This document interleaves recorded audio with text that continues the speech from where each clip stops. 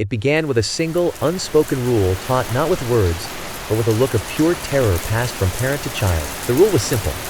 Never look directly at the old water tower after sundown. For generations, the townsfolk obeyed, their compliance enforced by a primal, gut-deep dread. Then, one fog-drenched October night, a teenager named Leo dared to break it. He raised his flashlight, its beam cutting through the mist toward the tower's rusted lattice. The air grew thick and metallic, like the smell before a storm, but wrong, sweet, and coppery.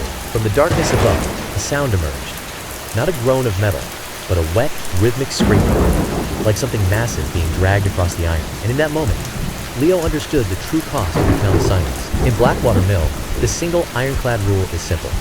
Never acknowledge the presence in the old Miller house. Do not let your gaze linger on its windows, or strain your ears for the sound of its footsteps. The air there carries the scent of damp rot and cold, rusted iron. Your only defense is a collective, practiced pretense that it simply isn't there. Because if you do, it pretends you aren't there either, and you vanish. This is the story of the prisoner no one could see or hear, and the one family who dared to break the silence. The air in the cell felt damp, and carried the metallic scent of old rust, as if the walls themselves were bleeding time. Then, a faint scratching sound began, like nails dragging across stone from somewhere unseen. A melancholic acoustic guitar fades as a frigid breeze whispers through the tall, dry grass. The drone's eye focuses on a single structure, isolated from the rest, a decaying Victorian mansion. The air carries a faint, metallic scent, like old pennies in damp earth. From within, a slow, rhythmic scratching echoes, persistent, deliberate, and utterly alone. The color seemed to leech from the image as it sharpened.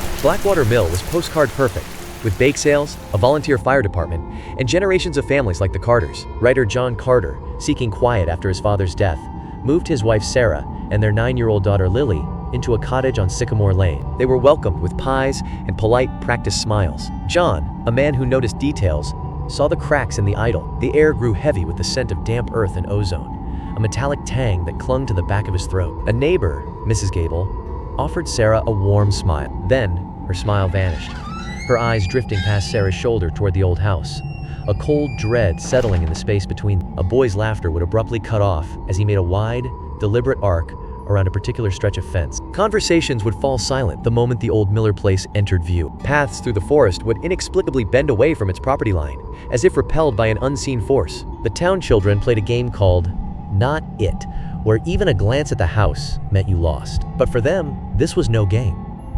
It was a rule for survival. It was a survival instinct, baked into the very bones of Blackwater Mill. Sarah. John, it's just a local superstition, an old ghost story. They say some hermit lived there decades ago, and the town just agreed to forget him. John. They don't forget him, Sarah. They can't. They don't just disregard him. They actively ignore him.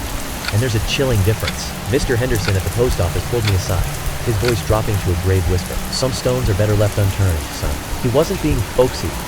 It was a stark warning, heavy with the scent of old paper and something metallic. He was warning me. Outside, the wind rose to a low moan, carrying with it the metallic scent of approaching rain. Then, from nowhere, a child's whisper giggled, so close it felt damp against my ear. On the page, her sunny house now had a second, shadowy figure standing in its doorway. Then, she slowly added a second, taller figure behind the first, in black crayon. Lily was a quiet, observant child who spoke to garden birds and felt storms in her bones before they broke. She was the first to truly sense it. She called it the quiet man, and said he wasn't scary, just profoundly lonely. He orchestrated the lights to flicker in a deliberate pattern. Their dog Rex began to whimper, fixated on the empty corner of the living room. The air grew thick with the faint scent of ozone and damp plaster. The security footage, timestamped 3:07 a.m., captured this silent, inexplicable dread. John, driven by a writer's curiosity and grief for his own father, began to dig. In the town archives, the scent of old paper and decay filled the air. His fingers brushed against a cold, smooth surface.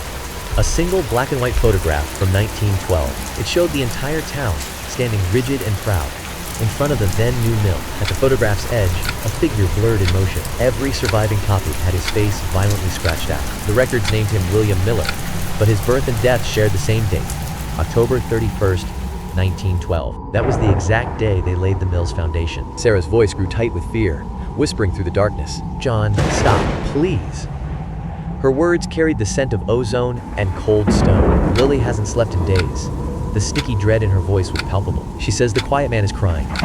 The words hung in the air like a damp shroud. She says, he wants us to say hello. The boundary between waking life and nightmare began to crumble. John would hear an extra set of footsteps ascending the stairs. They'd feel an impossible draft in sealed rooms, carrying the scent of river clay and damp wool. The town's polite smiles dissolved into glacial stares. They had broken the one rule, a metallic scent, like ozone and rust, thickened the air. Then, all ambient sound vanished. Dead silence held for 2 excruciating seconds. A deafening metallic crash erupted from the attic, shattering the quiet. John's flashlight beam cut through the thick dust as he climbed upward, his whisper barely audible. Frantic scratching on wood answered from all sides, a frenzied sound that seemed to come from the walls themselves. It was Lily who finally broke. During a storm that killed the lights, she pointed not at the Miller house, but at its dark, twisted reflection in the blackened window pane. Lily's voice broke, raw with terror, as she clutched her father's sleeve. He isn't at the house, she whispered. The words thick, with a horror that made the air feel thick and cold. He's here. He's been watching from the glass. A sickly, metallic scent hung in the room when she finished. The whole town. They aren't ignoring a haunted place.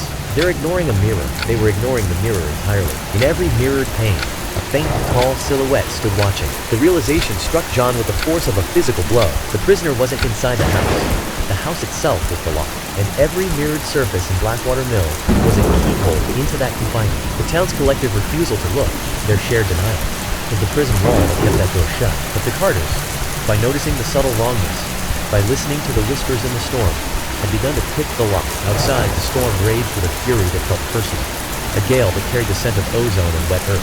With each moment of their awareness, the seal on their ignorance cracked, and something ancient stirred in the space between the raindrops. Every bulb in the Carter house detonated simultaneously, plunging them into darkness. Rex's frantic barks choked into a sharp, terrified yelp, then were swallowed by absolute quiet. The only light came in sporadic, violent bursts through the windows, painting the room in stark, electric blue. Sarah clutched Lily tightly, her own heart beat a frantic drum against the child's back, while John stood motionless at the window, his gaze fixed on the black silhouette of the Miller house. In a flash of lightning, John saw a man standing clearly in the upstairs window, face pale, hands pressed against the glass.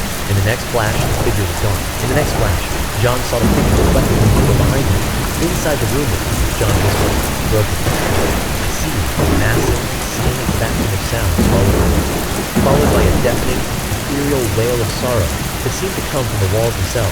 The sun-drenched Carter house stood unnervingly still, its quiet broken only by the door's slow swing outward. Sarah emerged, her movements mechanical, her expression vacant as if all thought had been drained away. She moved toward the mailbox with a stiff, deliberate gait, the air around her feeling thick and stagnant. Her fingers closed around the mail, the only sound the dry rustle of paper in the oppressive afternoon stillness. Mr. Henderson's voice sliced through the morning stillness, his tone unnervingly flat as he passed Sarah's yard. Mornin? Sarah, everything all right?